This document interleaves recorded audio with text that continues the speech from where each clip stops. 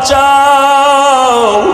মূসা নবী উম্মতের কথা বলিয়া বলবে, আল্লাহ আমারে বাঁচাও, সইতে পারি না হাসরের ময়দানের ভয়ঙ্কর অবস্থা, সহ্য করতে পারি না। ইব্রাহিম নবী কাঁদবেন, আমাকে বাঁচাও।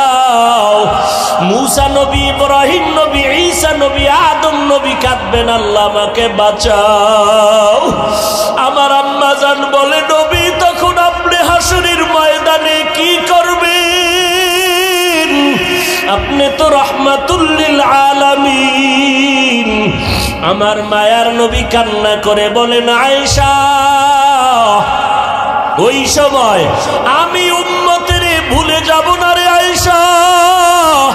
আমি তখন আমাকে বাঁচানোর চিন্তা করব না, আমি তাৎক্ষণিকভাবে আমি মাকামে মাহমুদে মাওলার দরবারে সিজদায় পড়ে যাব আর কান্না করে বলবো, আল্লাহ আমার উম্মতের বাঁচাও,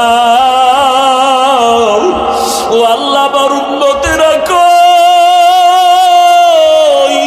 আমার একটা উম্মতের যেন জাহান্নামে না যায়, জাহান্নাম থেকে বাঁচাও। আমার একটা উম্মত জাহান্নামে গেলে আমি জান্নাতে যাব না।